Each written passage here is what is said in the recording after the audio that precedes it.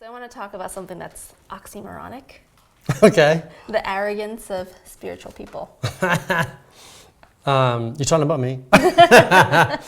So it's funny, when I first started out on this journey, right? I was doing things when I was a child that I didn't realize that I was doing. I didn't realize I was meditating when I was a child. I didn't realize I was contemplating stuff when I was a child. But I would do things like walk around the little path in my garden, thinking to myself, I'm like, oh wow, I was actually like doing walking meditation. I didn't even know what I was doing, but I would do that, But then when I earnestly started to like really follow, the inward journey, when I like earnestly started to do that and started to meditate and like really became like consciously started to seek, the first few years there, the arrogance in me was just unbelievable. Like I thought I was supreme over everyone, like, oh, I'm a spiritual person and you're not. I thought I was above everybody. I would go around thinking like, I'm a spiritual being. You're not. You're just a common human person. The arrogance was just unreal. And then I started to realize, you get a wake-up call. The eternal aware consciousness has a way of like slapping you awake.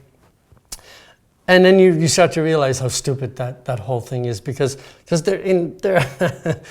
there is no hierarchy in spirituality. Like, in the realm of eternal aware consciousness, like in all of that, there is no hierarchy. It's all one.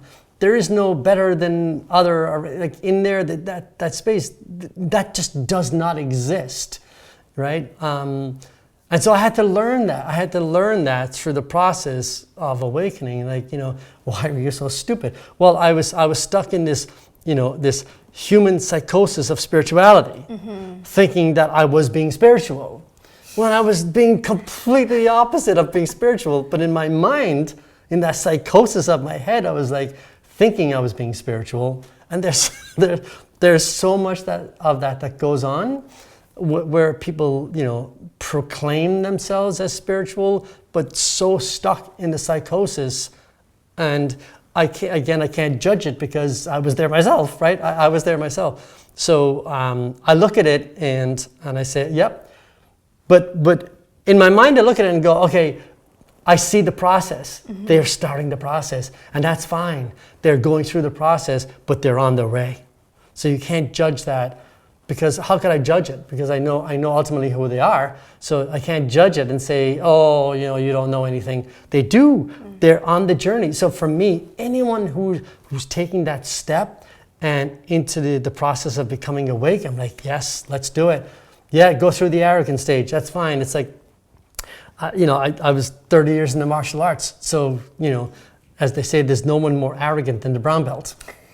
Right? Because you get the brown belt right before black belt and you're like, yeah, I'm somebody now. And then you reach black belt and you realize you know nothing. As my teacher said to me one time, after 20 years in the martial arts, started teaching me something. And I looked at him like, what on earth is this? And he said, welcome to the martial arts. That's after 20 years, So we think we know, but we don't. If you're still stuck in the process, we're not there yet. But I applaud the journey. The journey. If you're seeking, good for you. If you go through that arrogant process, I'm like, oh, but he's going to come out of it. She's going to come out of it. It's okay. Yeah. It's okay. It makes me think of when people break an addiction, like to cigarettes, and they have to maybe get a patch or something. They replace it with something or another food or something like that. It's almost like you had a certain identity and then you've replaced it with this spiritual identity before you can kind of move on to the next stage. Exactly. There's that stage that you go through, and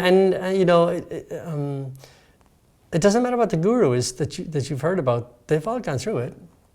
Even Satguru from India will talk about his previous lives and how hard it was.